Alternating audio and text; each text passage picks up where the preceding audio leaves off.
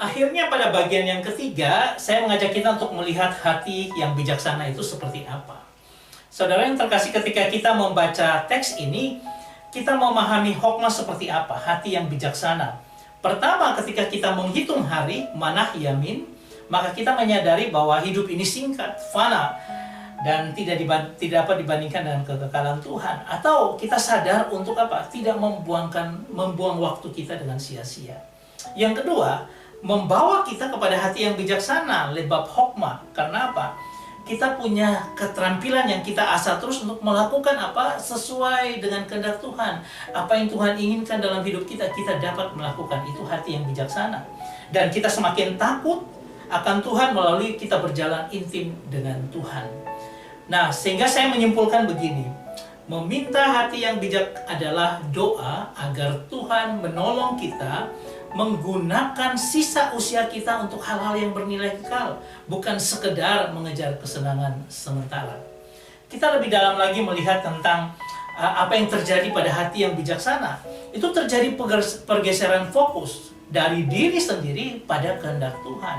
Atau apa? Kita makin hari memiliki kemampuan untuk membedakan, discerning. Kita tahu mana kehendak Tuhan. Kita tahu dalam hati kita mana yang benar menurut Tuhan.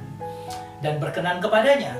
Nah, sehingga kita meresponnya adalah apa? Ketika kita menghadapi apapun juga dalam keterbatasan apapun, kita tetap mengandalkan Tuhan dalam kehidupan kita. Saya coba membuat beberapa aspek ya. Kalau kita membandingkan antara bayi rohani yang kurang hokmah, kurang bijak, dengan dewasa rohani yang memiliki hati yang bijaksana. Dalam penggunaan waktu, kalau orang bayi rohani akan berkata, oh waktu dihabiskan untuk sia-sia, kesenangan sesaat. Tetapi orang yang dewasa, dia akan mengelola waktu sebagai penatalan. Aku bertanggung jawab terhadap waktu ini di hadapan Tuhan. Kalau dari segi pengambilan keputusan, bahwa orang yang bayi rohani berdasarkan emosi dan tren sesaat, sedangkan orang yang punya hati yang bijak berdasarkan prinsip dan firman yang bernilai kekal. Sedangkan reaksi terhadap masalah adalah apa?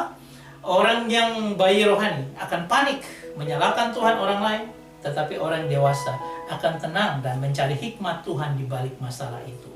Kalau fokus hidup, maka orang yang bayi rohani hanya berkata, Tuhan berkati rencanaku, penuhi apa yang aku inginkan. Tapi orang yang dewasa apa? Tuhan, sertakan aku dalam rencanamu. Semua ini membawa kita kepada ladang di mana apa? Waktu itu adalah ladang kita yang membawa kita terus-menerus akan menjadi bijaksana di kehidupan kita. Amin.